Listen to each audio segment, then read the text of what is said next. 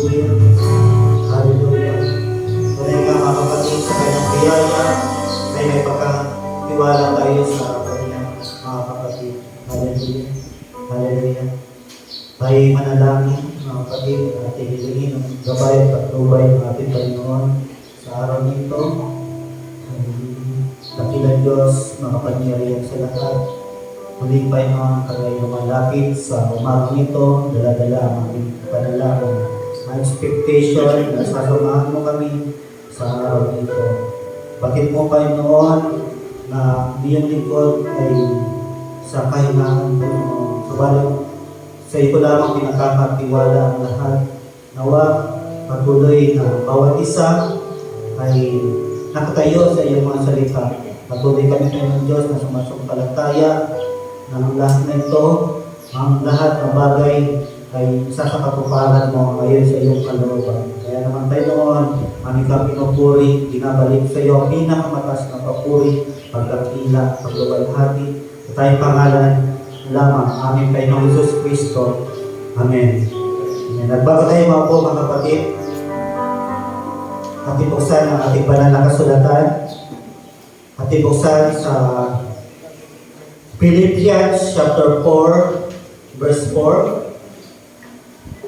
Sulat ni Apostol Pablo sa mga taga-Pilipos, Kabanata 4, Talata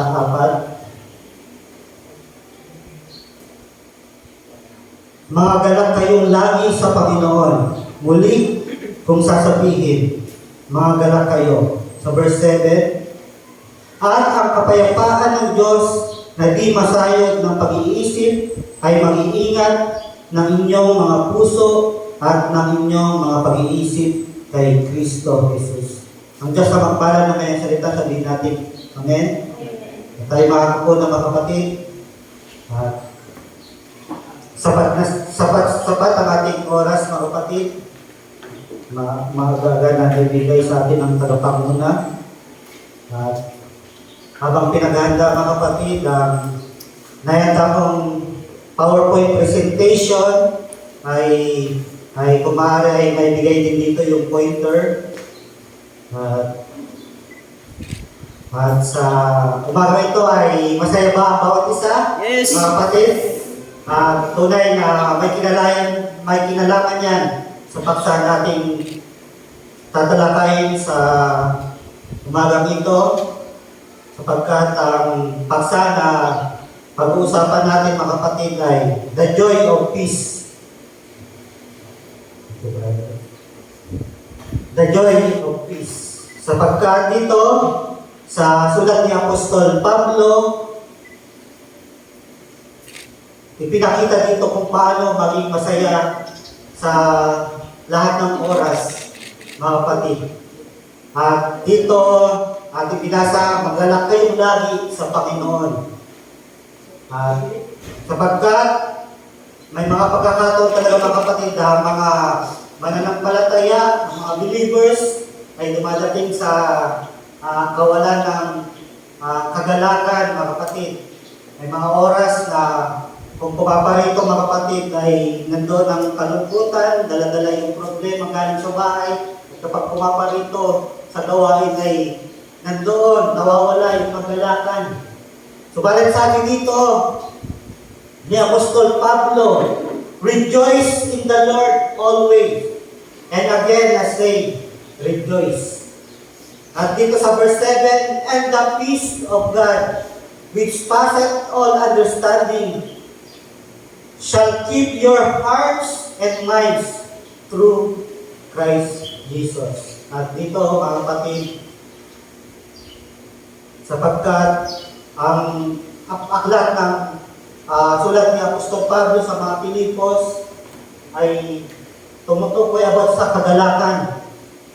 Sapagkat maging sa 1 Thessalonians chapter 5 verse 16, magagalak kayong lagi. Hindi ibig sabihin na ngayong week na ito ay nagagalak tayo at next week ay wala na yung paggalakan. Sabi dito, rejoice evermore. Sa ibang salin, rejoice forevermore. Magalak kayong lagi. Magsipanalangin kayong walang patid.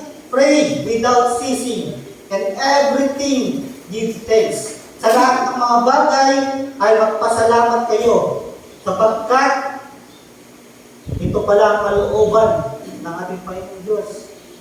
Ang tayo mag-alak lagi, magsipanalangin na walang patig, at magpasalamat. At dito, magiman sa mga mula sa 4 na kabanata sa 4th chapter ng Philippians, laging nababanggit dito ni Apostol Pablo ang about sa kagalakan, mga kapatid. Sa Philippians chapter 1 verse 4, sabi dito na parating sa bawat daing ko ay masayang nananaing ako patungkol sa inyong lahat.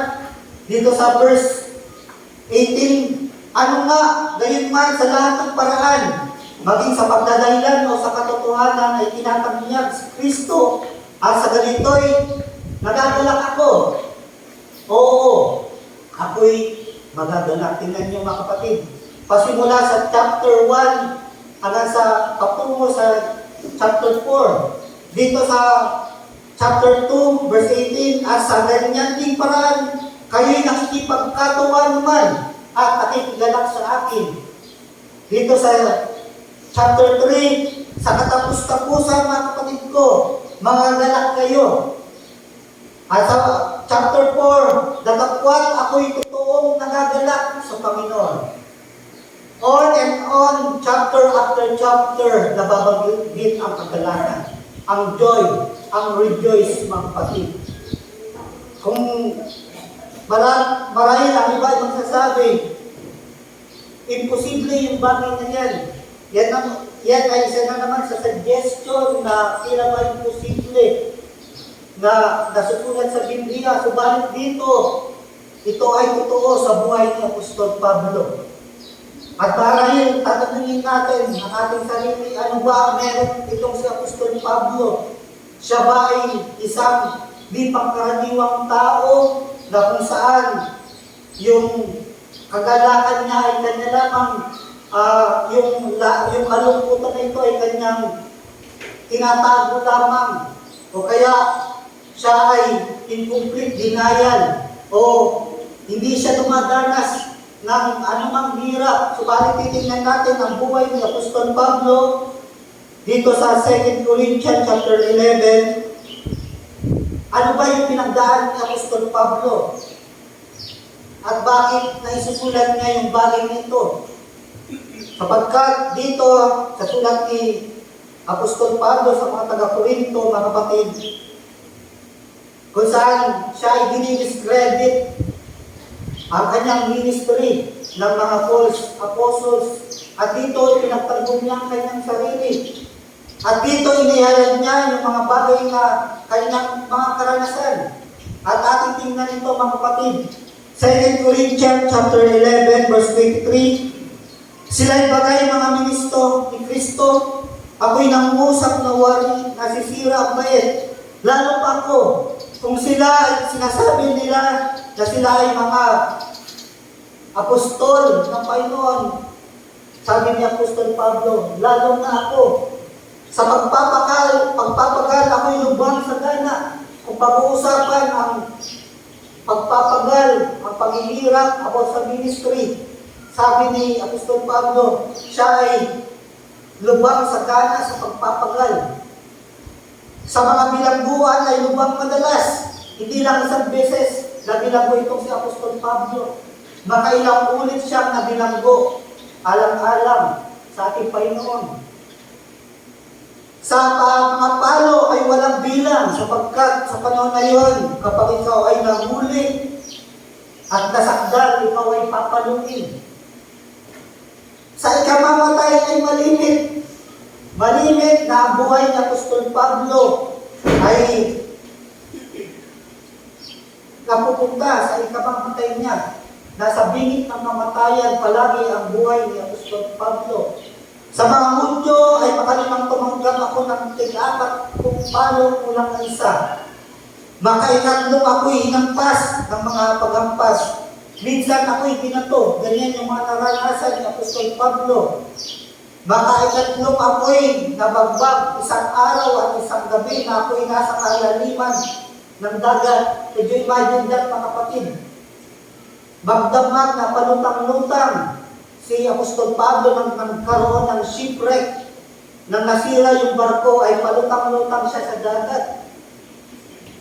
At dito, dagdag pa niya,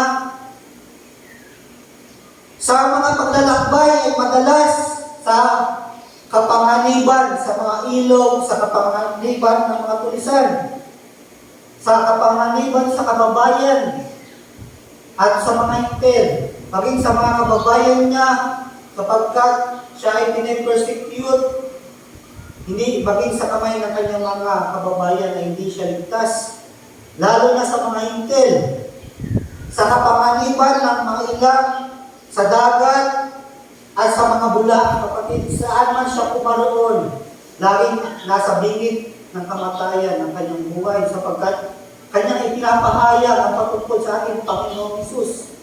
At sa panahon na iyon, ay ipinagbabawal ang patungkol sa ating Panginoon kapag ikaw ay nagpapahayag. Sa pagpapagal at sa pagdaramdam, sa pagpupuyat ay madalas. Napupuyat siya, kapatid. Tayo, napupuyat lang tayo dahil sa trabaho. Pero ito, si Apostol Pablo ay napupuyat. Madalas, gutom at tuhaw, pag-aayuno ay madalas. Lahat ng ito ay naranasan ni Apostol Pablo sa ginaw at kawalan. Needless to say, mga kapatid, the life of Paul is not easy. Was not easy, mga kapatid. Hindi madali ang buhay ni Apostol Pablo nang ipahayag niya ang mga bagay nito. And yet, tingnan nyo yung sulat niya sa mga taga-Pilipos. Mga galak kayong lagi. Sapagkat tunay na yung kagalakan na yan kapag nawala, mga kapatid. Nandun yung kahinaan mo. Nandun yung mga bagay na tila susuko ka na.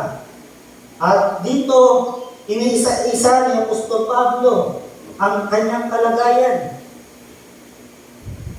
Bukod sa mga bagay na yun ay may umiinis sa aking araw-araw ang kabalisaan dahil sa lahat ng mga iglesia.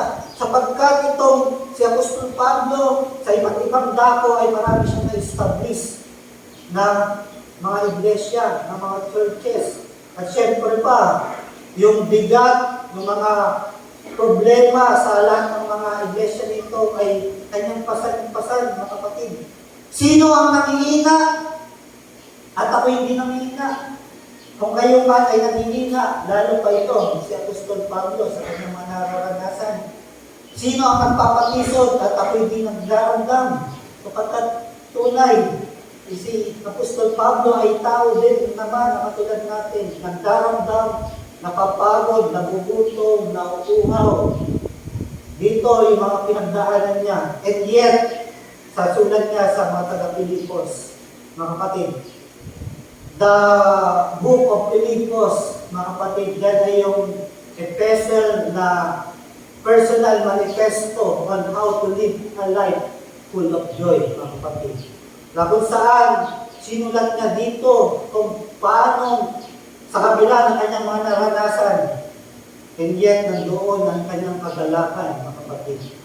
At would you like to know kung paano at bakit ganito na lamang ang kagalakan ni Apostol Pablo? Ano yung sikreto niya kung bakit nananatili siya sa kagalakan? Sapagkat maging ako, lahat tayo ay nanaisin na malaman ang bagay nito, mga kapatid. At dito, at baging ba, karagdagan pa, mga kapatid, nabanggit niya na yung turn of the flesh, mga kapatid. At nang ako'y huwag pagpalalo ng labis dahil sa kadakilaan ng mga pahayag, dahil sa kapahayagan na merong ito si Apostol Pablo, para hindi siya magmataas, merong tinig sa laman. Di ba? Turn in the flesh.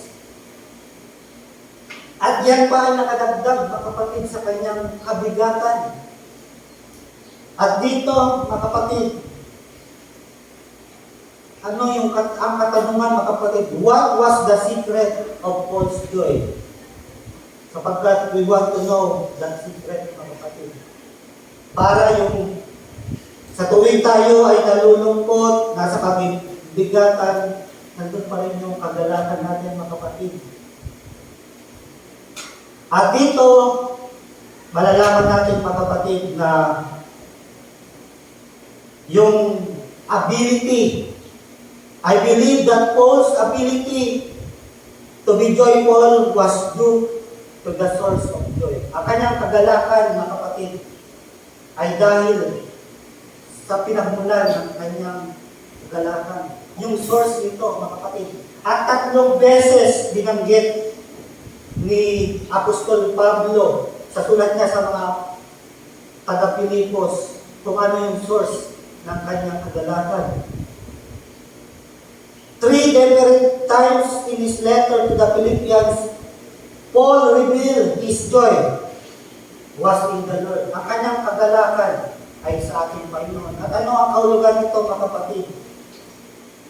Ibig sabihin, we must place our confidence and our hope in the nature and character of our God, mga kapatid. At yan ay pinakita ni Apostol Pablo sa 2 bagay, mga kapatid. Unang-una, Paul was able to have joy because of his confidence in the sovereignty of God. Ganun na lamang ang kanyang confidence sa kanyang pagtitiwala sa sovereignty ng ating Panginoong Diyos. Alam niya na anuman yung mangyayari sa kanyang buhay, God is in control, mga kapatid. Alam niya na God holds the future. Anuman yung bagay na mangyayari sa kanya, ito ay ang Panginoon ang kumukontrol, mga kapatid. Kaya ito ay kanyang pinagkatiwala lamang sa Panginoong Diyos. Tingnan ninyo yung isa-isa niya yung mga kanyang pinagdaanan, mga kapatid. At dito, sabi pa nga niya na nung siya'y mabilang ko, mga kapatid. Next slide.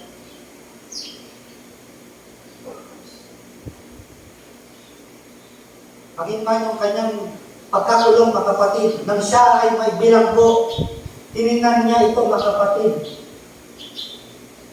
Na hindi siya nagdagdag, subalit tinignan niya ito na ito'y pinangyari ng Diyos ayon sa kanyang kalooban, sapagkat kabagit niya na dahilan sa kanyang pagkakakulong.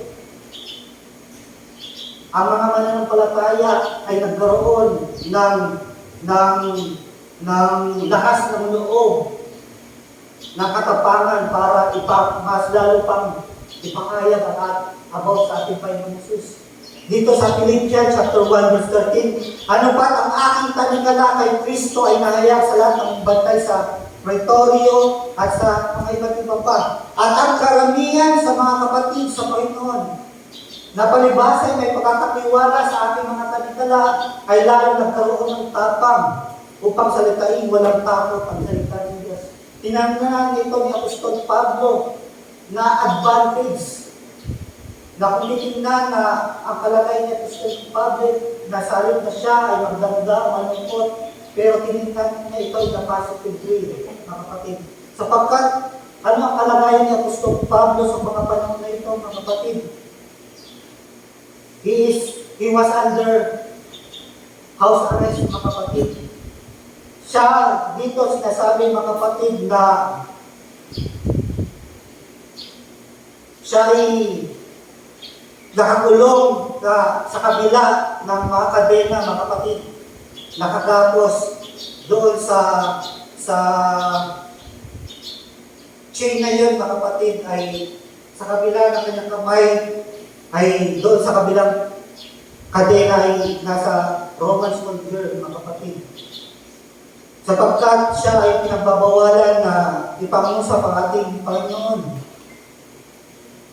At dito, mga kapatid,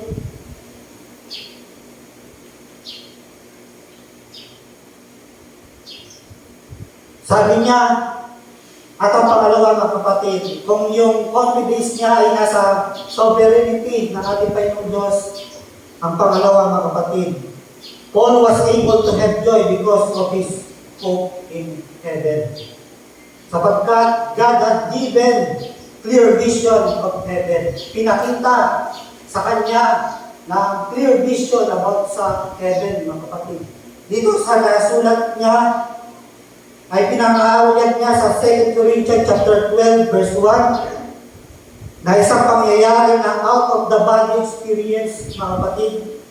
Kinakailangan ako'y mapuri, bagamat ito hindi nararapat. Ngunit aking sasaysayin ang pamintayin ko at ang pahayag ng Panginoon. Kapag may pangyayari sa kanyang buhay, out of the body experience, na naranasan niya yung bagay nito. May pagkakatiwala siya about sa heaven, mga kapatid. Nakilala ko ang isang lalaki kay Kristo na mayroon ng 14 na taon, maging sa katawan ay aywan ko, o maging sa labas ng katawan ay aywan ko. Diyos ang nakakaalam, na inagaw hanggang sa ikatlong langit. At nakikilala ko ang taong yan. O sa labas ng katawan ay aywan ko, Diyos ang nakakaalam. Na kung paano siya inagaw sa paraiso. Tingnan ninyo, mga kapatid. At dahil sa experience na yan, mga kapatid, lahat ng pinagdaanan ni Apostol Pablo na pagit niya, mga kapatid, ay light affliction na lamang. Sapagkat hindi daw matutumbasan ng kaluwalhatian na mararanasan natin sa kaluwalhatiang mahayag sa darating na panahon. At dito na-experience niya kung paano yung clear vision ng heaven. Wika pa nga niya, mga kapatid, na beyond sublime, beyond perfection, beyond comprehension. Yung salita na hindi mo may papahayag sa salita dahil sa perfect, mga kapatid, ang kalagayan ng makita niya. Ang about sa heaven, mga kapatid. At maging man si Brother Branham ay minika ang bagay nito, mga kapatid. Sapagkat sa kanyang pangaral sa Beyond Fountain of Time, pinangusap din ni Brother Branham about sa out of the body experience nito, mga kapatid. Na kung saan yung kanyang kaluluwa ay umiwalay sa kanyang katawan na natutulog at siya ay nakarating doon sa Beyond Fountain of Time, sa paraiso, mga kapatid. At mula noon, ito yung nang bumalik na siya sa kanyang katawan, ito yung kanyang pinanalangin, mga kapatid. Galing ito sa kanyang life story. Dear God, help me to never compromise with your word. Tulungan mo ako na huwag mag-compromise sa iyong salita. Let me preach it exactly the way Paul did. Kung paano pinangaral ni Apostol Pablo, naway, may pangaral ko ito. I don't care what troubles come or what anyone else does. Let me stay true to your word and press on that place. Diba? Siya, sabi niya, ano man yung bagay na mangyari, ano mang troubles na mangyari sa kanyang buhay, kailangan siya ay magpakatotoo para makatungo doon sa lugar na yun. Sapagkat beyond perfection, yung bagay na yun, yung kaluwalhatian na kanyang naranasan nang siya ay mapunta doon. May pagkakatiwala siya. At nung kinaumagahan ng siya nangaral sa The Rejected King, ito yung pinangunsyan niya. That one visit there, ano yung sinasabi ng visit? Nung siya ay makabisit sa lugar na yun. He has made me a different man. Yung dating Brother Branham ay different man na. Kapagkat sa isang experience na ito, nagbago yung lahat. Ganun na lamang ang nang makita niya kung gaano ka-perfecto, beyond comprehension, beyond perfection, nung siya ay makapunta sa heaven, mga kapatid, sa paraiso. Ganun na lamang. I can never be the same Brother Branham that I was. Nagbago yung lahat. Whether the flames are rocking, whether the lightning is flashing, whether the spy has gone on me, whether it is, it doesn't matter. It doesn't matter na kung ano yung mangyari sa kanya. I'm going to press the battle. Yun yung nagpabigay sa kanya ng kagalakan.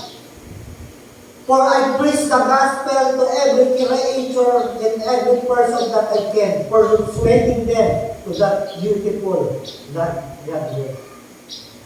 Ano man yung bagay na mangyari sa kanya, lagyan man siya ng baril sa kanyang noo, walang makakapigil sa kanya, sapagkat ayaw niya na mag-miss ng mga tao ang makaparoon din sa lugar na yun, mga kapatid. Nagbago yung lahat. At doon, nagpatuloy si Brother Branham. Tingnan nyo, bagi man tayo o hindi man tayo, natin na-experience yung naranasan ni Apostol Pablo at ni Brother Branham. Maniniwala tayo sa kanilang testimony, mga kapatid, kung gaano beyond perfection ang inihanda ng Panginoong Diyos sa takalan natin in the future, mga kapatid. Nawa, ang bagay na yan ay magbigay ng encouragement. Kaya doon, magmula noon, si Apostol Pablo, mga kapatid, ay nagpatuloy. I press toward the mark for the prize of Christ's calling of God in Christ Jesus. Siya ay nagpatuloy, nagtutumulin, para sa gantimpalang dakilang pagkatawag sa kanya. Dito tayo tinawag, mga kapatid. At gawa dito na pagpapatuloy, makilala natin, maging man ang ating Panginoong Isus sa Isaiah, nasusulat, Jesus was a man of sorrow, acquainted of grief. Diba? Siya ay na-despise, rejected. Ang ating Panginoon ay tinakwil ng mga tao, mga kapatid. At yet, nandoon yung deep joy ng ating Panginoong Isus, mga kapatid. Sinabi niya sa John chapter 15 verse 11, ang mga bagay nito ay sinalita ko sa inyo.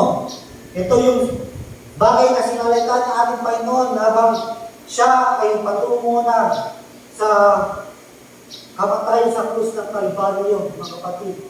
Nang siya ay, bago siya ipako sa krus, ito ang kanyang salitang iniwan. Ang mga bagay nito ay sinilita ko sa inyo upang ang aking kagalakan ay mata sa inyo at upang ang inyong kagalakan ay malubos. These things have I spoken unto you, that my joy might remain in you, and that joy might be full. Tingnan nyo, ating Panginoon is a man of sorrow, afflicted with grief, mga kapatid. And yet, he had a deep joy, mga kapatid. Yung kagalakan na yan ay hindi nawala, mga kapatid. At yan ang binigay niya sa atin, mga kapatid, sapagkat nalalaman niya na tayo ay harap sa mga iba't ibang mga pagsubok, mga kapatid. At dito, ating tingnan, sapagkat tunay na ang sulat ng Apostol Pablo sa mga taga-Philippians. Philippians is a letter to a personal friends, not a sermon as Romans. Hebrews in 1 John.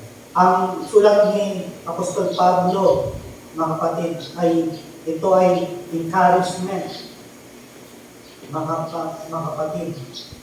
It is a love letter and Paul praises his beloved friends. It is filled with commendation and encouragement, gratitude, and love. At dito, it is a letter of joy. Sinasabi dito na 19 times na mention ni Apostol Pablo ang joy, rejoicing, and gladness.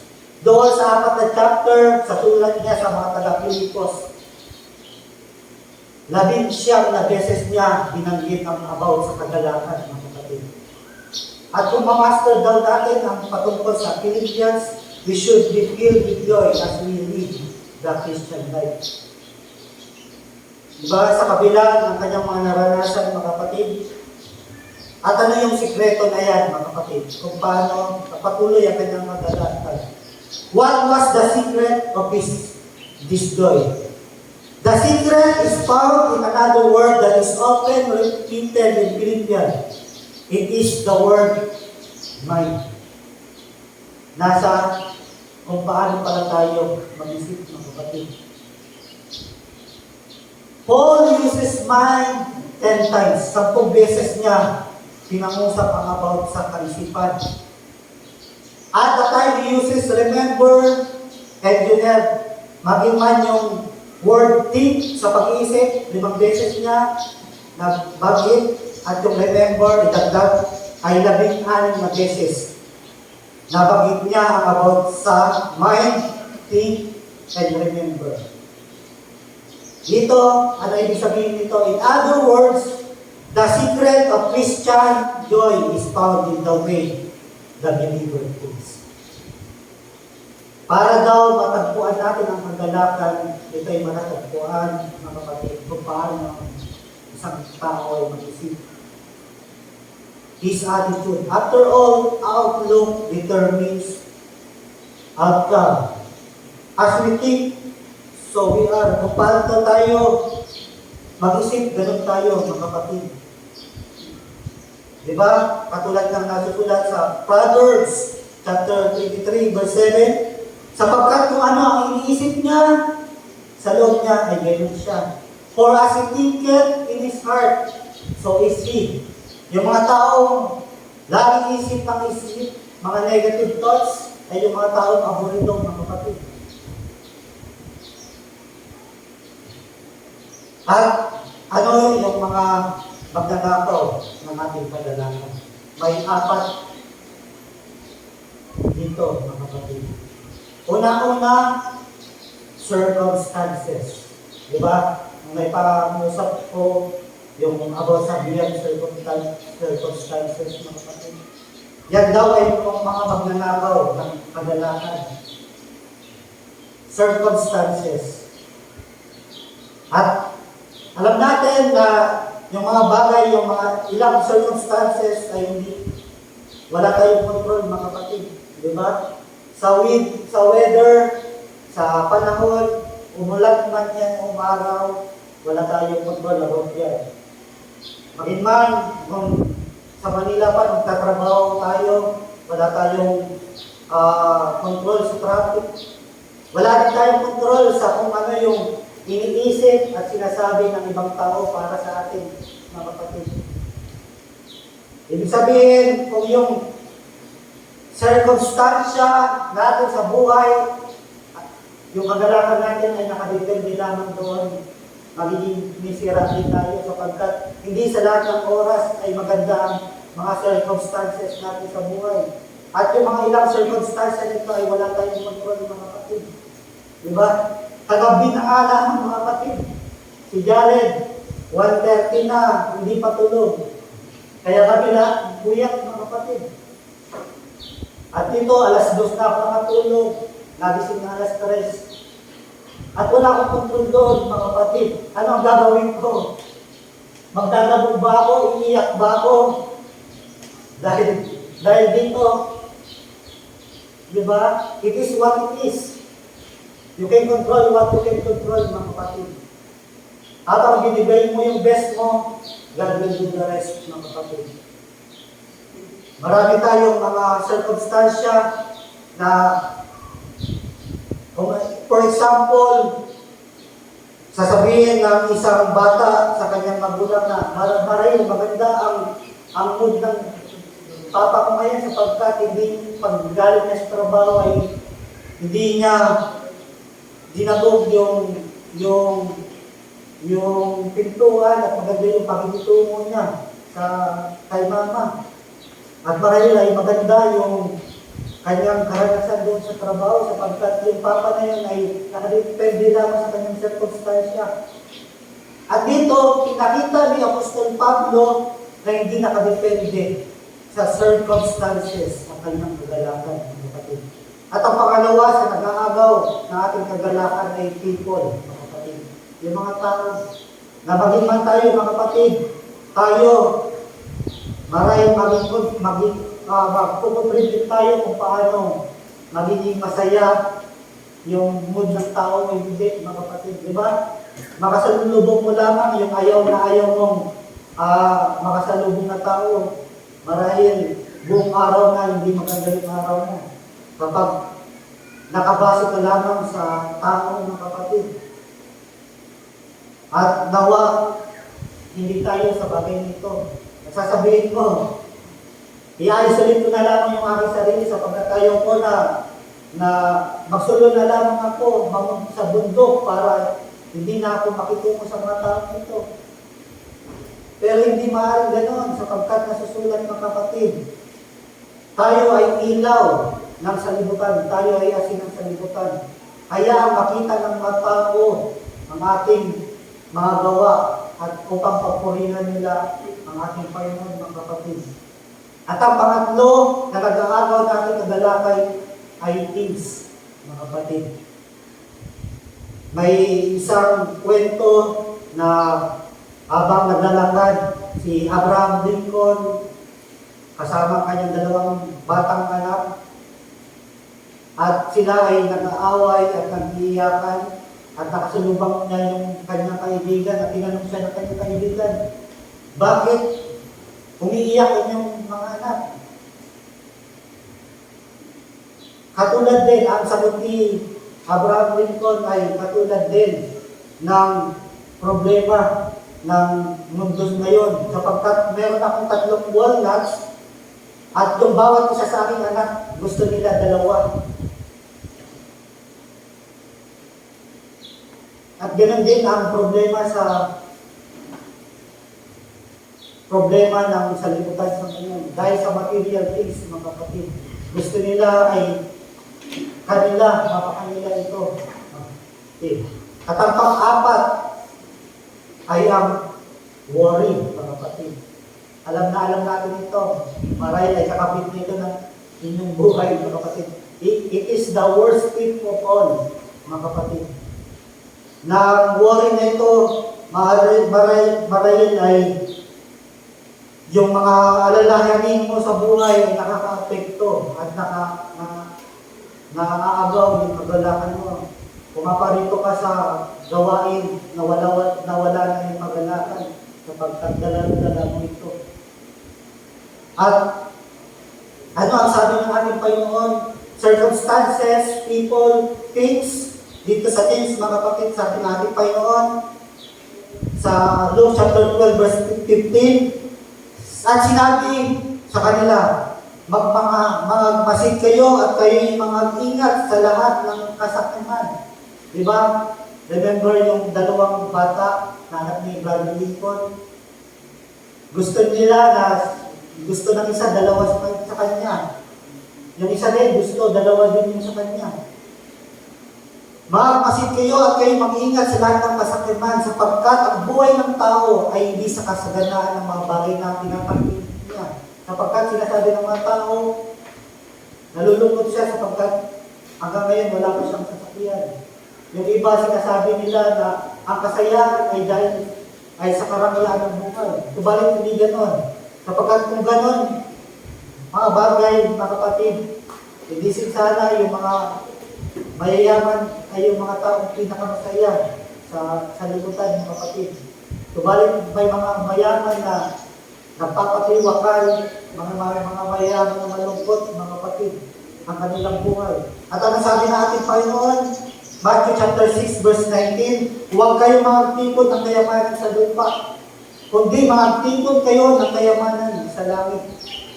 Sapagkat ang salibutan ito ay masyadong materialistic, mga kapatid. Na ang magpapasaya sa kanila ay yung mga bagay dito sa mundo, mga kapatid. At about sa worry, anong sabi ng dito, mga kapatid? Sa pangangaral ni Brother Branham, God don't want you to be frowning. Huwag daw magsimangot, mga kapatid. Diba, yun yung mga sa emoticons, mga kapatid. Yung takasimangot na yan. At alam niyo ba na base sa survey, kapag sa chat daw, di ba may mga nagre-reply sa inyo sa chat na talagang words lang na nakalagay, wala man lang emoticons.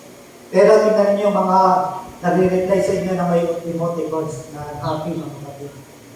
Yan talaga yung kanilang, yung may saya talaga sa kanilang reply mga kapatid. Maaari mong itago yan, subalit more than often mga kapatid, nandun talaga yung pag-alangan na yan. Pero dito, God don't want you to be groaning. Ayaw ng Diyos na tayo nakasimangot. God wants you to be happy. The human heart was made to be happy. Yung katawan pala natin, na itong puso natin, ay nalikha ito para tayo ay maging masaya. At kapag ikaw ay malungkutin, dahil na dumadating yung mga sakit sa katawan ng mga kapatid. Worry will cause cancer. Temper will cause cancer. Yung mga mainitin yung ulo. Maging sa physical, maging consequence kung tayo ay lagi na sa worry. Don't never be upset. Just walk in His love, knowing that you're walking in Him and nothing can harm you. There's nothing can harm you. There's neither powers, things present, things future, nothing can separate us from Him. We're in Him. Kapag tunay mga kapatid na siya ay concerned sa ating pangangailangan. At dito, isa pa, sa pangangaral ni Brother Branham, ito ay sa panahon na habang siya ay nagpapagaling mga kapatid, upang ma-discern yung sakit ng isang pasyente. Now, sir, we strangers to one another. Do you believe me to be servant? Sinabi ni Brother Branham na hindi sila makakilala para kung ano man yung discernment niya, patunay dito ay nananggaling sa Panginoon. Between me and you comes a table, you back out from me. You got stomach trouble. Ano yung naging sanhi ng stomach trouble nito? You're nervous, upset, worried all the time. Yun pala, mga kapatid. Dahil yung pangasin ng kanyang sikmura ay dahil pala sa kanyang pag-aalala. Worry all the time. You're always crossing bridges. At dito, hindi lamang pinakita ni Brother Branham na kagalingan ng lalaking ito. Subalit, binanggit dito yung cause, yung worry. Kapagkat ang pag-worry daw ay maging sa ating physical, na pangangatawan ay maging consequence din ito mga kapatid. Diba? Sa pag-worry mo, makakasin yung sikmura mo. Bibili ka ng gamot, iinom ka. Pag nanandalian, gagaling yun, kinabukasan, kapag nag-worry ka, agad babalik. Diba? Inside job yung worry na ito, mga kapatid. At dito, paano mawawala yung bagay na ito, mga kapatid? Kaya ka, anong sabi natin Panginoon? Sapagkat ang ating physiology, alam niya ang bawat cells kung saan ito likha. Alam ng Diyos ito, mga kapatid. Diba? Our heart was made to be happy. At kapag ikaw'y nalulungkot, apektado ang iyong katawan. Kaya nga, maging happy Panginoon, willing ka ang bagay nito. Matthew chapter 6, verse 25, kaya nga, sinasabi ko sa inyo, huwag kayong mga balisa sa inyong pamumuhay. Sino dito yung laging nababalisa? Yung laging worried all the time, mga kapatid. Yung mga problema na sa future ay pinoproblema na kagad. Kung ano baga yung kakainin, kung ano yung iinumin, kahit ang sa inyong katawan, kung ano ang inyong darating. Hindi baga mahigit ang buhay kaysa pagkain at ang katawan kaysa pagtanamit. At maging man ako mga kapatid, ay guilty sa bagay na ito. Kapag ako din ay isang tao na malalim mag-isip, laging nag-iisip kung ano yung mangyayari kinabukasan, na yung mga bagay na iniisip ko, hindi naman pala nangyayari mga kapatid. Dahil sa kaka-worry, naging Iyon din ay laging sakit ko na insomnia, mga kapatid. Hindi na makatulog sa gabi, mga kapatid. Dahil sa kawuri. Kaya huwag kayong ikabilisa ang araw ng bukas, sapagkat ang sa araw ng bukas ay mababalisa sa kanyang sarili. May problema na tayo sa araw na yan, dadagdagan pa kung problemahin pa natin yung mga bagay na darating, mga kapatid. Sukat na sa kaarawan ng sa kanyang kasamaan, di ba? Ito yung sabi ng ating Panginoon na huwag tayo mag-worry. Worry, mga kapatid. At paano ma-maintain yung core attitude para ma-maintain yung kagalakan na yan, mga kapatid? Unang-una, the single mind, mga kapatid. Para i-counter natin yung ulang ng magnanakaw ng ating kasiyahan, di ba yung circumstances, kailangan daw natin magkaroon ng single mind, mga kapatid. Pangalawa, submissive mind, para naman ito doon sa things, sa people, mga kapatid. Yung spiritual mind, about naman sa things. At yung secure mind ay about naman sa worry, mga kapatid. Ating isa-isa nito, mga kapatid. Single mind, di ba? Ating pinangaral sa atin about sa operation focus, mga kapatid. Pagkakaroon ng single mind. Anong sabi ni Apostol Pablo sa Philippians chapter 1 verse 21? Sapagkat sa ganang akin ang mabuhay ay si Kristo at ang mamatay ay pakinabang. For me to live is Christ and to die is gain. Ganun pala nakatopos itong si Apostol Pablo. Naka-single-minded lang siya. He put God first, mga kapatid. Inuna niya ating Panginoon. Sapagkat, anong sabi ni Santiago sa James chapter 1 verse 8, ang taong may dalawang akala ay walang tiyaga sa lahat ng mga paglakad. Yung mga double-minded, mga kapatid. At dahil si Apostol Pablo, ang kanyang kagalakan ay hindi naka-determine doon sa kanyang consequences sa mga bagay na circumstances ng mga kapatid, hindi siya apektado ng mga bagay na kanyang pinagdaanan. Nandun pa rin yung kanyang kagalakan sapagkat sabi niya, for me to live is Christ. Doon nakatutok ang kanyang atensyon, mga kapatid.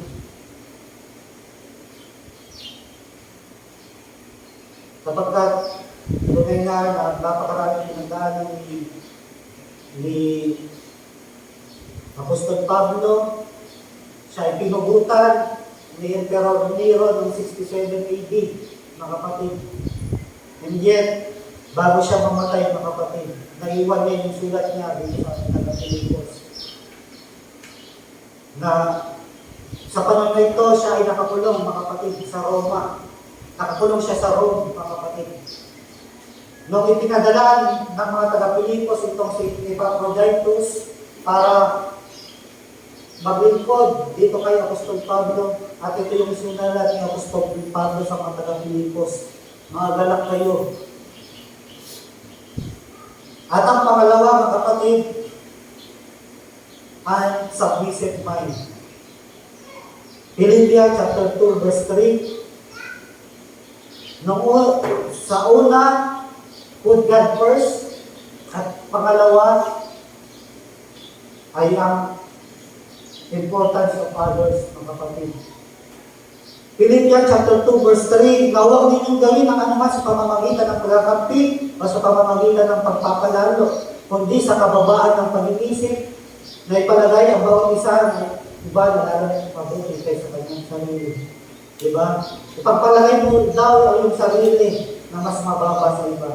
Kapag kung ipinagpapalagay mo na mas magaling ka sa iba, ano ang tendency nito, mga kapatid? Pagmamataas ka. Diba? Sapagkat kung lahat ng tao, kung ako gusto ko lagi ako yung nauuna, at kung yung ibang tao gusto din na sila yung mauna, magkakaroon ng pagkatalo ng mga kapatid. Pero kung dito, sinasabi, pagkakaroon ng submissive mind, Na tinitingnan mo na ikaw ay mas mababa sa iba. Na tinitingnan mo na ikaw ay hindi yung paglilingkuran, kundi ikaw yung maglilingkod. Meron kang submissive man. Ano ang principle dito? Ang nagmamataas ay bababa ng Diyos. At yung nagpapakababa ay hiangat ng Diyos, mga kapatid. God resists the proud and giveth grace to the humble, mga kapatid. Tandaan niyo yan. Ayan ang pagkakaroon ng submissive mind.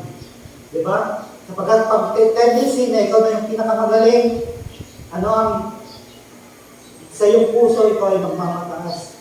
Pero kung sa tingin mo na ikaw ay mababa at gagawin mo lamang ang iyong best para paglingkod ka, kaya bagong panalangin mo, the more you use me, Lord, the more make me humble. Nawa ganun ang ating panalangin, mga kapatid. At dito, pangatlo ay spiritual mind, mga kapatid. Ito ay patungkol naman sa things, counterparts ng things, mga kapatid, sapagkat 11 times na nabanggit ni Apostol Pablo about sa things, mga kapatid. Sapagkat yan yung mga bagay na priority ng mga nasa sanlibutan, mga kapatid. Para ma-counter yan, mga kapatid, kailangan magkaroon ka ng spiritual mind.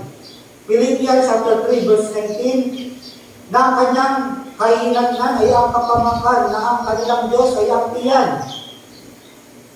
At ang kanilang kapurahan ay nasa kanyang kahiyan, na nag-iisip ng mga bagay na ukol sa lupa, pagiging materialistic. Subalit, ano ang pagkatawag sa ating mga kapatid? Having spiritual mind. Sapagkat ang ating pagkakamayan ay nasa langit. Diba? Yung mga bagay na nandito, mga kapatid, panandalian lamang yan.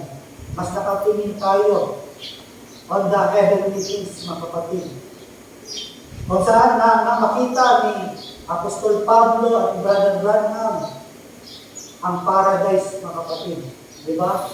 Yung tahanan na inihanda na ating Panginoon sa atin. Sapagkat ang ating pagkakamamayan ay hindi dito lamang sa lupa, mga kapatid. Na siya magbabago ng katawan ng ating pagkakababa upang maging katulad ng katawan ng kanyang kaluwalhatian. Sapagkat itong katawan natin ito, hindi temporal lamang ito, mga kapatid, papalitan ito, mga kapatid. Kaya, huwag tayo mag-ipon ng kayamanan sa langit, sa lupa, kundi sa langit, mga kapatid. At dito, secure mind,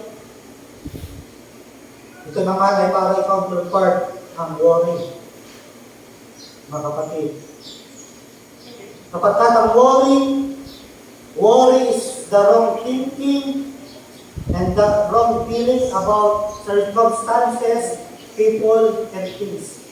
Diba? Yung worry daw is actually the wrong thinking, nasa mind yan, mga kapatid, and the wrong feeling, nasa heart yan, of the circumstances, yung mga binanggit kanina, people, and things. Para ma-counterpart yan, mga kapatid, kapag kung magkakaroon ka daw ng secure mind, mga kapatid, ng submissive mind, at ng spiritual mind, yung worry na yan, ay hindi ka na magproblema sapagkat yung worry na yan, kailangan i-guard yan na huwag pumasok sa ating kaisipan at sa ating puso, mga kapatid. Kaya dito, sa Philippians chapter 4, verse 7, at ang kapayapaan ng Diyos na di masayo ng pag-iisip ay mag-iingat ng ng inyong mga puso para magkaroon tayo ng right thinking, mga kapatid, ng inyong pag-iisip kay Kristo Jesus. Sapagkat maging man sa chapter 4, ito yung spiritual resources na meron tayo, mga kapatid. Unang-una, God's peace, mababasa sa chapter 4, verse 1 to 9, God's power and God's provision. At kung meron na tayo ng mga resources na ito, ano pa yung aalalahanin natin, mga kapatid? Diba? Ang ating pamagat ay the joy of peace, mga kapatid. Kung katulad ng naibahagi ko na experiencing peace, mga kapatid, yun yung lagi yung iniisip, mga kapatid, ang kapayapaan na yan, mga kapatid. Sapagkat kung hindi payapa ang ating isipan, lagi tayo nag-worry sa lahat ng mga maraming bagay, mga kapatid, mawawala talaga yung kagalakan. Subalit, sabi dito, mga kapatid, ang kapayapaan ng Diyos na di masayo ng pag-iisip ay mag-iingat ng inyong mga puso at ng inyong pag-iisip kay Kristo Jesus. Sa aking pagtatapos, mga kapatid, Philippians chapter 4 verse 9, kailangan pala na magkaroon tayo ng right thinking, mga kapatid. At para tayo magkaroon ng peace of God, mga kapatid, kailangan tayo magkaroon ng right praying, right thinking, and right living, mga kapatid. At dito, tingnan natin, Philippians chapter 4 verse 9, tingnan natin yung right living, mga kapatid. Ang mga bagay na inyong natutunan at tinanggap at narinig at nakita sa akin, ang mga bagay nito, ang gawin ninyo. Right living, mga kapatid. Yung mga pangangaral na pagtuturo dito ay hindi lamang mo pang pakinggan natin. Kailangan natin ito sa buhay. Ano sabi ni Apostol Pablo? Ang mga bagay na inyong natutunan at tinanggap at narinig at nakita sa akin, ang mga bagay nito ay gawin ninyo. Do, mga kapatid, gawin sa buhay. At ang Diyos ng kapayapaan ay sa inyo. Diba? Those things you have learned, received, heard, and seen in me, the God of peace shall be with you.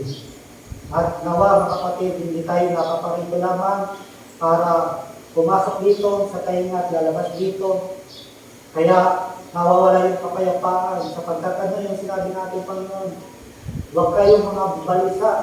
At nakakalimutan natin yan, mga kapatid. Yung mga bagay na pinapangalan, tinuturo, lagi natin nakakalimutan. Bilang tao, tayo malilimutin. Kaya nga, kailangan sa mga pagtuturo at pangaral, kailangan natintibo tayo at kahit maging man sa ating pagminin, kahit isa man lamang, mga kapatid, ay may makuha tayo, mga kapatid. Yun yung right living. At tingnan natin dito, mga kapatid, sa sunod na slide.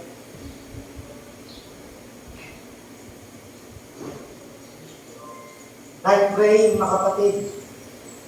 Ang pinangaral ko lang sa atin ang the importance of prayer, mga kapatid. Dito, para magkaroon tayo ng peace, mga kapatid. Ang sabi dito, Philippians chapter 4 verse 6, huwag kayong mga balisa sa anumang bagay, kundi sa lahat ng mga bagay sa pamamagitan ng panalangin at daing na may pagpapasalamat ay pakilala ninyo ang inyong kahilingan sa Diyos, mga kapatid. Dito, right praying, mga kapatid. Nasa ating kabalisaan, mga kapatid, ay mayroon tayong malalapitan. Cast all your burdens to the Lord, for He is caring for you, mga kapatid. 1 Peter chapter 5 verse 7, na inyong ilagak sa kanila ang lahat ng inyong kabalisaan. Na ilagak sa Kanya, mga kapatid, ang lahat, hindi yung iilan. Sapagkat kung mailagat mo ang lahat na ito, yung pagkatiwala sa ating Panginoon, ang kapayapaan ng Diyos ay isa sa atin. Na ipanalangin mo yung lahat ng bagay nito, ay pinagkakatiwala mo sa Kanya lahat, mga kapatid. Sapagkat tunay na ating Panginoon ay nagmamalasakit sa atin, mga kapatid. At dito, right thinking, mga kapatid. Waling verse na ibabasahin, Philippians chapter 4 verse 8. Isa ito sa paborito kong verses mula pang manon, mga kapatid. Sapagkat patotoo ko lang nung mga nakaraang taon, mga kapatid, dumanas ako ng depression, mga kapatid. Ako yung taong laging isip ng isip at Tila ba may mga bagay na gumugulo sa aking isipan at nakulog ako sa depression, mga kapatid. At nagkataon pa noon, mga kapatid, na nasa PPL na ako noon at magkakaroon ng board exam. Alam ko nga noon, mga kapatid, na hindi na ako papasa, mga kapatid. Dahil sa depression. Nag-i-exam noon, ang board exam, mga kapatid. May bumubulong sa akin. At hindi ako makapokus noon. Dahil sa iba't ibang bagay na pumapasok sa aking isipan. At akala ko nun, na hindi na ako pakapapasa, mga kapatid. At salamat sa Panginoon na binigyan ng biyaya ng ating Panginoon na nakapasa naman. At ito yung verse na lagi nasa papel na binabasa ko lagi, mga kapatid. Itong Philippians chapter 4 verse 3. Upang magkaroon ng right thinking, mga kapatid, sa panahon ngayon. Katapos-tapusan, mga kapatid, anong bagay na katotohanan? Kapag mga inisip mo doon, hindi ko alam kung totoo o hindi. Anong bagay na kagalang-galang? Anong bagay na matuwid? Anong bagay na malinis? Anong bagay na kaibig-ibig, kagalingan? Mabuting kulat, kapurihan. Ito yung mga bagay na ating isipin, mga kapatid. Whatsoever things are true, honest, just, pure, lovely, good report, virtue, if there's any praise, think of these things, mga kapatid. Diba? Maraming mga worry sa ating mga kaisipan na hindi naman nangyayari. Subalit kung ating isipin ang pagkakaroon ng right thinking, mga kapatid, na yung iisipin mo lang ay yung katotohanan. At dito tayo tinawag, mga kapatid, para sa katotohanan, mga kapatid. Para sa matuwid at malinis, mamungay ng banal, mga kapatid. At yun, magkakaroon tayo ng right thinking na papipilter natin yung pag-iisip natin, mga kapatid. Ang peace of God, ang peace of mind ay isa sa atin, mga kapatid. At nawa sa ating pagtatapos, mga kapatid, dito ay pinangusap ni Apostol Pablo ng Kagalakan. Ibig sabihin dito, posible pala, mga kapatid. Sa kabila ng nangyari kay Apostol Pablo, inisa-isa natin kanina, mga kapatid. Tubalit ano yung naisulat niya? Mga kapatid, rejoice in the Lord always. Yung kagalakan niya ay nasa source, mga kapatid. Doon, mayroon siyang peace sa ating Panginoon. Yung kagalakan niya ay nasa ating Panginoon, mga kapatid.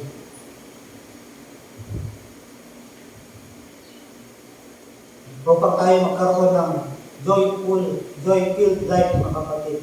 At sa kalagayan natin ngayon, tila ba mahirap yan, mga kapatid. Subalit dito, binigyan tayo ni Apostol Pablo na kung mapapakinggan natin, maririnig natin ng epistles sa Philippians, mga kapatid. Yan ay about sa pagkakaroon ng kagalakan, pagkakaroon ng joy, mga kapatid. At tayo tumayo, mga kapatid.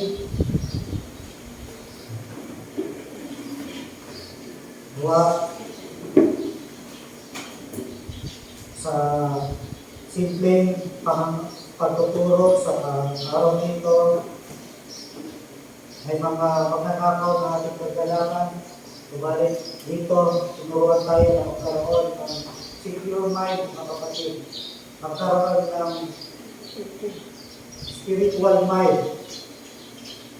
Itutok natin ang ating kaisipan sa ating Panginoon, mga kapatid. Pagkakaroon ng single mind, mga kapatid. At ang kapayapaan ng Diyos ay isa sa atin. Hallelujah. Hallelujah. Tayo saglit na mandalawin, mga kapatid. Aming Diyos na dakila sa lahat. Salamat kayo ng Diyos sa kunting salita na napakinggan namin sa malam nito. Tunay na Panginoon na katulad ng buhay ng kapatid ng Apostol Pablo na kung saan maraming bagay siya na pinagdaanan. Hindi Panginoon ang kagalakan niya na sulat sa mga taga-Pilipos, Panginoon, sinabi niya na madala. Bagaman nasusulat na huwag namin kapilisa ang araw ng bukas, huwag kami mabalisa sa mga bagay dito sa libutan na ito, kapagka ang aming pagkamakayaan ay hindi dito, kundi sa langit. At alam po namin kayo ng Diyos na ang kapayapaan nito ay gagawin mo sa amin. At tuloy kami pinagkakatiwala sa iyo lahat, sapagkat ikaw ang may kontrol ng lahat nito, Panginoon. Aming pagkatiwala lamang sa iyo lahat, at ang kapayapaan na nagmumula sa iyo ay isa sa amin, Panginoon. Kaya naman, kaya namin binabalik ng pusong pagsasalamat sa pamamagitan ng aking dalangin namin iparating sa iyo ang aming alalakarin sa buhay, Panginoon.